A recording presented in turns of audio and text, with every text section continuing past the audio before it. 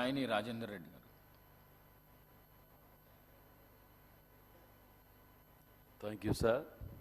మొట్టమొదటిసారి శాసనసభలో మాట్లాడే అదృష్టం కల్పించినందుకు ధన్యవాదాలు. ఈ బడ్జెట్ ద్వారా అందరి కోసం మనం అందరం అనే స్ఫూర్తితో ప్రజల చిరకాల ఆకాంక్షలు తీర్చడానికి మంచి సమయం ఆసన్నమైనది అనిపిస్తూ, తద్వారా రాష్ట్రంలో ఇంధన రాజ్యం స్థాపనకు అవకాశం వచ్చిందనటానికి ఇది ఒక మంచి మార్గంగా అవపడ్డది. మరి బడ్జెట్కు ప్రజలకు చెరువుగా ఉండి నమ్మకమైన విధంగా ఉన్నటువంటి ఈ యొక్క బడ్జెట్ను అందరం అభినందించవలసిన విషయం ఇది. కానీ శాసనసభకు మొదటిసారి వచ్చిన తర్వాత ఎన్నో ఆశలు, ఎంతో హోందాగా ఉంటుంది అనుకున్నాం. కానీ మరి రెండు మూడు సార్ల ఎన్నికైనటువంటి శాసనసభ్యులు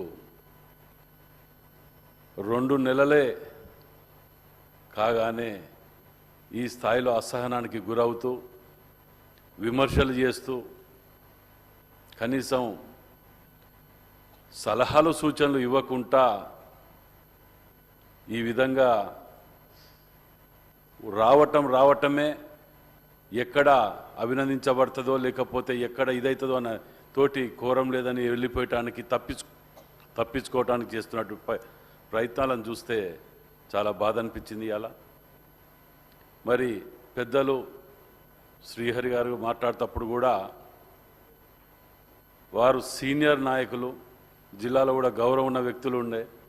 కానీ అలా వరంగల్లో ఆనకట్టలు ఎంతో చరిత్ర ఉన్నదని చెప్పి వాస్తవాలు చెప్పి, అదే అక్కడ వరంగల్లో ఇవాళ హనుమకొండ పట్టణం జిల్లా వర్షాలు వస్తే ఆ ఆనకట్టలు, చెరువులు, కుంటలు ఈ 10 ఏళ్ల కాలంలో దోసుకొని ఇవాళ పట్టణం మునిగిపోయటానికి కారణమైనప్పుడు మాట్లాడలే. అక్కడ 6 జిల్లాలుగా విభజించి 20 ఏళ్ళు వెనుకకు పోయినప్పుడు కూడా మాట్లాడలేకపోయాను. బాధాకరమైన విషయం అధ్యక్ష. వరంగల్ హైదరాబాద్ తర్వాత అతిపెద్ద నగరం అని ప్రతి ఒక్కరు చెప్తూనే వరంగల్కు కనీసం పోవాలంటే కూడా బ్రిడ్జ్ కిందికి వెళ్ళిపోయేటట్టు మార్గం ఏర్పాటు చేసినప్పుడు కూడా మాట్లాడలేకపోవటం ఇది దురదృష్టం అధ్యక్ష. కానీ ఈరోజు వరంగల్ గురించి ఇన్ని మాట్లాడిన ఎన్ని రోజులు 10 ఏళ్ళలో ఎన్నడూ మాట్లాడలేకపోయారు. వరంగల్లో ఎంజిఎంలో ఎలుకలు కొరుకుతున్నప్పుడు కూడా మాట్లాడలేదు. మనుషులని బతికున్నాక మనుషులని కొత్త హాస్పిటల్ కడుతున్నామని చెప్పి ఉన్న సెంటర్ జైలుని కూలగొట్టి 16 అంతస్తులు కడుతున్నాం, 18 అంతస్తులు కడుతున్నాం అన్నప్పుడు సంతోషపడ్డాం అధ్యక్ష. కానీ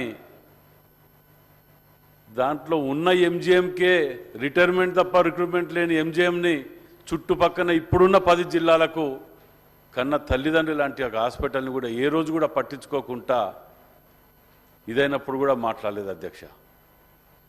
కానీ ఆ హాస్పిటల్ని కట్టేటప్పుడు వరంగల్ జిల్లా ప్రజలందరూ ఇంత పెద్ద హాస్పిటల్ వరంగల్తున్నారు అనుకున్నారు. కానీ మహారాష్ట్రలో కుదబెట్టి 1150 లక్షల కోట్ల అప్పు తెచ్చి వరంగల్ మొఖాన 400 కోట్లు కొట్టి మిగతాది రాష్ట్రానికి పట్టుకపోయినప్పుడు కూడా తెలియగానే బాధపడి ఎన్ని చెప్పినా కానీ పట్టించుకోలే, ఎవరు పట్టించుకోలే నాదులు.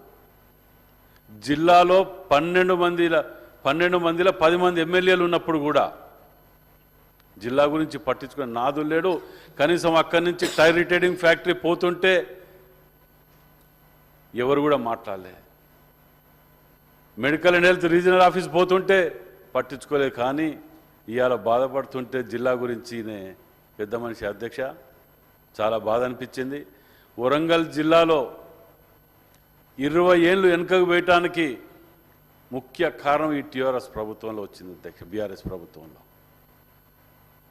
ఇవాళ అక్కడ కొండె నాలుకకు మందు పెడితే ఉన్న నాలుకే ఊసింది అన్నట్టు వరంగల్ జిల్లా ప్రజలు 10 సీట్లు ఊహించని విధంగా ఇవ్వటానికి కారణం కూడా అదే అధ్యక్ష. ఇవాళ ఒక్క ఇల్లు హనుమకొండలో ఎక్కడ ఇచ్చారో తెలియదు, కానీ వరంగల్ వెస్ట్ నియోజకవర్గంలో ప్రత్యేకంగా అధ్యక్ష ఒక్క ఇల్లు కూడా ఇయ్యాలి అధ్యక్ష. 7-8 ఏళ్ళకి వెళ్ళి కట్టి 1200 ఇండ్లు ఉండంగా కూడా ఒక్క ఇల్లు ఇచ్చిన దాఖలు పోలే అధ్యక్ష. ఇన్ని పాపాలు ఒడిగట్టి ఇవాళ వీటి గురించి చిలక పలుకులు మాట్లాడుతుంటే చదువుకున్న వ్యక్తుల అధ్యక్ష ఏం మాట్లాడాలనో ఈ మొట్టమొదటిసారి వచ్చిన శాసనసభ్యునిగా ఏం మాట్లాడాలో కూడా మాకు మాట్లాడాలనుకుంటే కూడా అర్థం కావట్లే అధ్యక్ష. ఇవాళ మాజీ ముఖ్యమంత్రి గారు వచ్చినప్పుడు కూడా ఈ సగం మాట్లాడిన అక్కడి నుంచే అధ్యక్ష, వరంగల్ నుంచే. అల్లుడొస్తే ఎక్కడ పండుకోవాలి, గొర్రె కోసుకోవాలి, బర్రె కోసుకోవాలి, పత్రికా విలేకరులు ఇళ్లలో కూర్చొని నెట్ ఆపరేట్ చేయాలి అని చెప్పి ఇవాళ నేటికి కూడా 10 ఏళ్లలో ఒక్కటి కూడా చేయలే అధ్యక్ష. కాబట్టి నేను తక్కువ సమయంలో కంప్లీట్ చేస్తా అధ్యక్ష.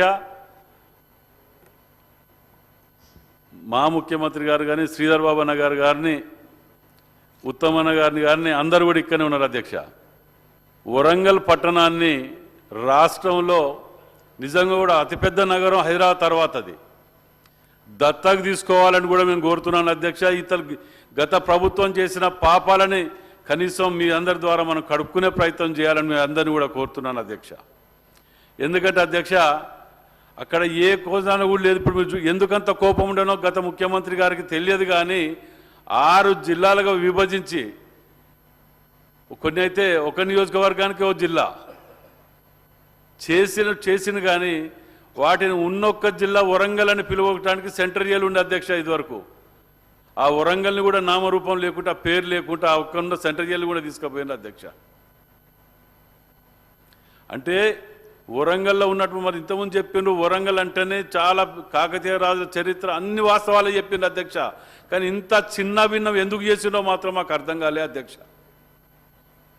ఇన్ని మాటలు అసలు రాష్ట్రంలో ఎలక్షన్లకు పోయటానికి వాడుకునే సగం మాటలు